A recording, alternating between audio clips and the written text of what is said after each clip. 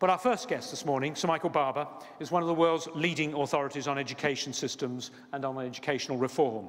He's enjoyed a distinguished career in both the public and private sectors, and I'm really delighted, Michael, that you've agreed to speak to us this morning.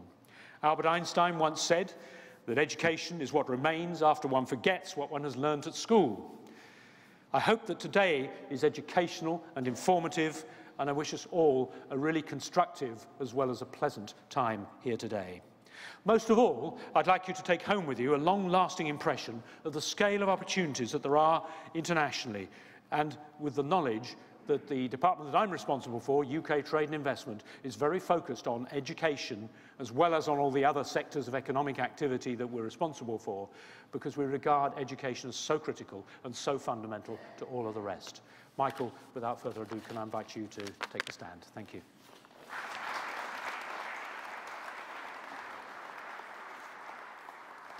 Well, thank you very much, Lord Green, for the introduction, and it's a real pleasure and honour to follow Lord Green and Michael Burke to the platform and to be in this amazing and wonderful surrounding. It's also a pleasure and a privilege to be in the presence of Sally Gunnell and Steve Cram. While they were straining every nerve to win their gold medals, I was sitting on my sofa rooting for them and biting my nails. So it's a pleasure to meet you. This actually is my only chance to participate in an Olympic event, so I'm very, very glad to be here. In 1948, the Olympics, as you know, were in London as well, and one of the stars of the London Olympics in 1948 was a Czech runner called Emil Zatopek, who, given that in 1938, 10 years before the Olympics, the Czechs had been, as the British saw it, and probably as they saw it, betrayed by Britain at the Munich agreement just before the war, he became a bit of a hero, and on a Friday he won the 10,000 metres, and on the Monday, cheered on by a British crowd, he almost won the 5,000 metres, came second. And afterwards, somebody talked to him about the Olympics and what it meant for him, and this is what he said. He said, "For me, it was a liberation of the spirit to be there in London. After all those dark days of the war, the bombing, the killing and the starvation, the revival of the Olympics was as if the sun had come out. Suddenly, there were no more frontiers and no more barriers."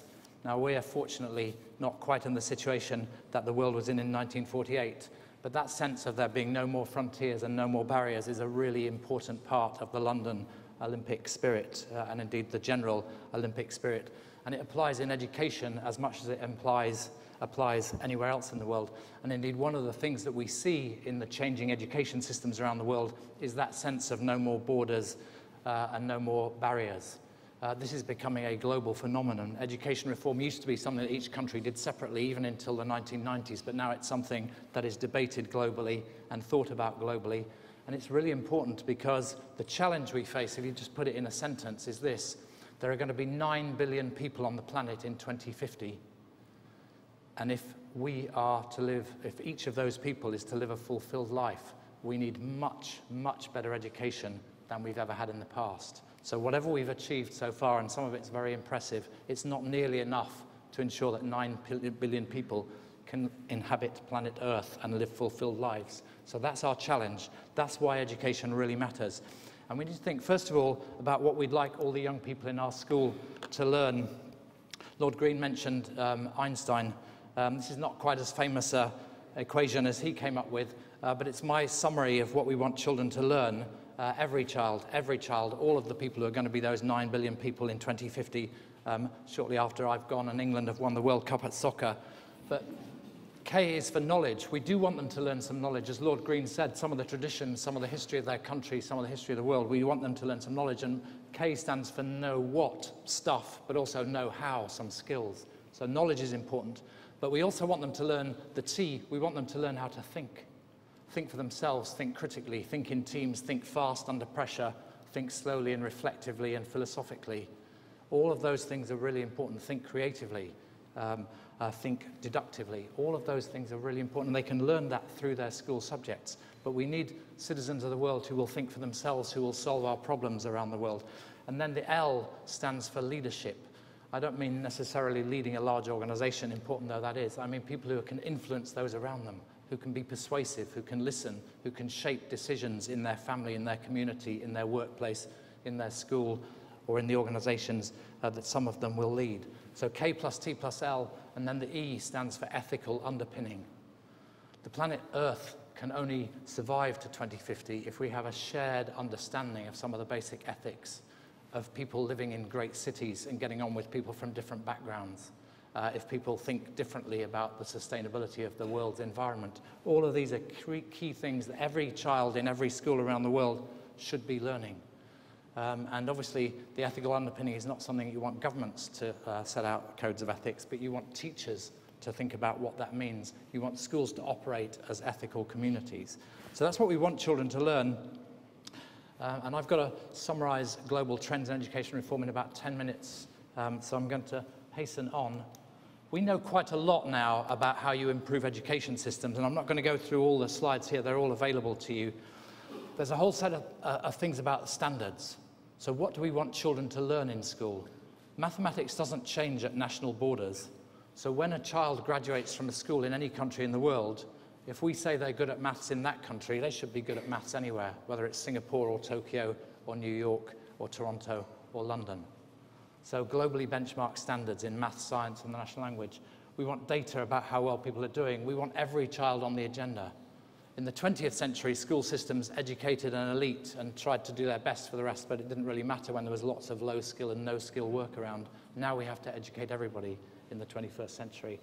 There's a whole set of things in the middle there about the people we recruit into teaching who run our system, making sure good people want to be teachers, making sure that when people become teachers, they get better and better at their job through their careers, making sure that each school has a leader who can inspire the people in the organization.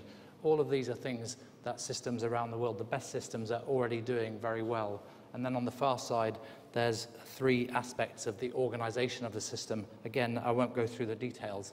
But if we're going to reform education systems to meet the 21st century challenge, the bureaucracies at the heart of those systems need to change as well. It's no good sitting at the center of a system telling it to change if the bureaucracy at the heart of it doesn't change too.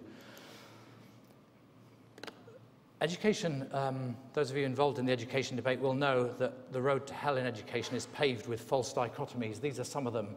We have debates about should we have universal standards or personalization. The answer is we need both. Should we have best practice proven by the evidence, or do we need innovation? Obviously, we need both. Should all education be public, or should it all be private? Obviously, we need a combination of 2. It's getting the relationship between them that's right, and so on and so on. So those are both ands, and these are going to be where the innovation of the future will come from. And I want to spend a little moment on innovation because there are many people in the room, both in education systems and from businesses, that are trying to drive innovation. And let me just pause on that public-private point. I know this from my 8 years working in the British government in a variety of positions, including in number 10 Downing Street. It's very hard to innovate radically in government. It's not that you don't want to, it's that the pressure of the media, it's that the risk of wasting public resources weigh heavily on you. But the private sector can innovate. So getting the relationship between the public and private right to drive the innovations, whether it's bringing technology into education, as Michael Burke mentioned, or whatever the innovations might be, getting the relationship between public and private is absolutely vital part of this. And there are various areas in which you can innovate.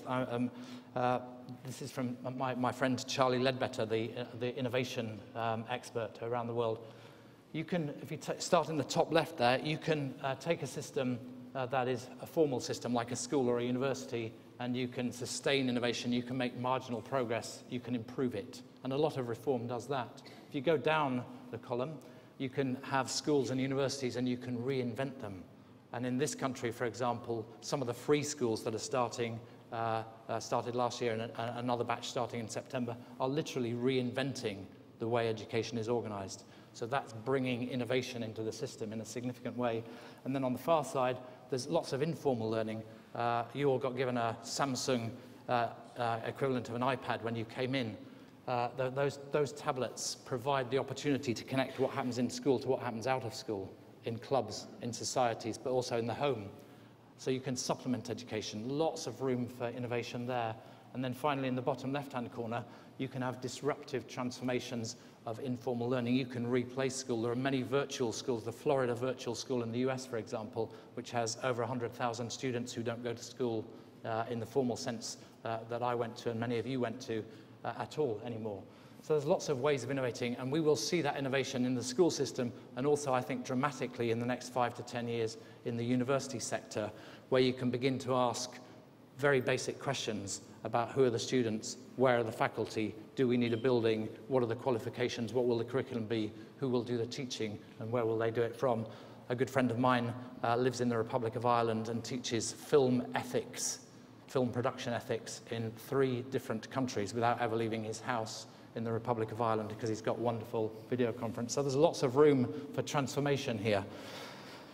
So what will it look like from a student's perspective? They'll all need the kind of curriculum I suggested if they're going to take personal responsibility, if they're going to be able to get out into the global workforce of the future and succeed, if they're going to be effective citizens of their countries wherever they live, they'll all need that curriculum.